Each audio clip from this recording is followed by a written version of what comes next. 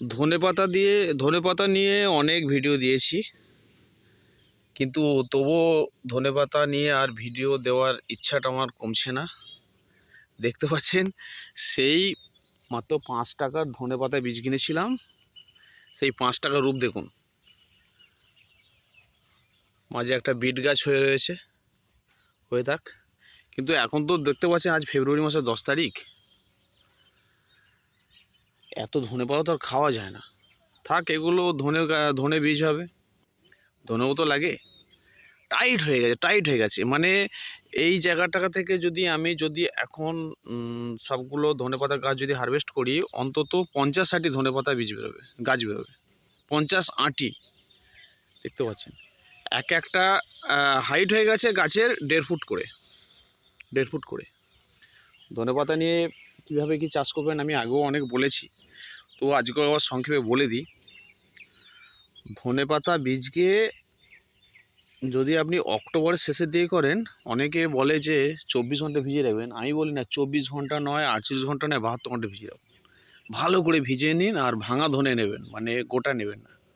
মানে একটা ধনেপাতা থেকে 2টো গাছ হয়, সেটাকে নিয়ে 72 ঘন্টা ভিজিয়ে মাটিতে সামান্য ইউরিয়া, ডিএপি আর একটু গোবরের খাদ মিশিয়ে জাস্ট লাগিয়ে দিন। একটু রস থাকবে, 4-5 দিনের মধ্যে আপনার প্রত্যেকটা গাছে অঙ্কুরোদ্গম হয়ে যাবে। তারপর আপনি আর ঘুরে তাকাবেন না। যদি মনে হয় গাছের গ্রোথ একটু কম হচ্ছে, হালকা জল ছিটিয়ে দেবেন ইউরিয়া দিয়ে সামান্য, গাছ নিজে থেকেই বাড়বে। আর ধনেপাতা গাছে কোনো কীটনাশক দেওয়ার প্রয়োজন নেই। কেউ যদি বলে যে কীটনাশক দেবেন, তার কথা কান দেবেন না একদম। ধনেপাতা গাছে একদম পোকা লাগে না, আর লাগিয়েও নি। আর কীটনাশক দেবেন, অযথা ইউজ করবেন না। কীটনাশক ইউজ করে গাছের রাসায়নিক ইউজ করে গাছের স্বাস্থ্যের ক্ষতি করার, ও নিজে থেকেই বাড়বে।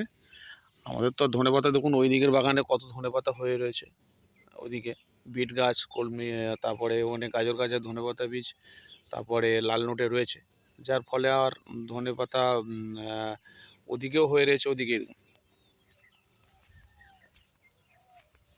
অসংখ্য। এগুলো সব গাজর গাছ, আমাদের নিজেদের বাগানের সব। তো আর কি করব, এগুলো হয়ে থাক, যতটুকু খাওয়ার খাবে, তারপরে বীজ হবে, ধনে হবে। এইটুকু নিয়েই খুশিতে থাকি, মনের সুখে গাছ লাগাই। আপনারাও লাগান। জিজ্ঞাসা থাকলে জিজ্ঞাসা করুন, হয়তো কিছু জিনিস হয়তো বাদ পড়ে যায়, সঠিকভাবে বলা হয় না।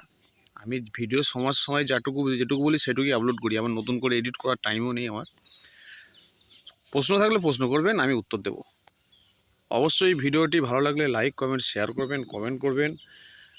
অনেক ধন্যবাদ। সাবস্ক্রাইব করবেন। অনেক ধন্যবাদ জগলমাটি জীবনচক্র চ্যানেল থেকে।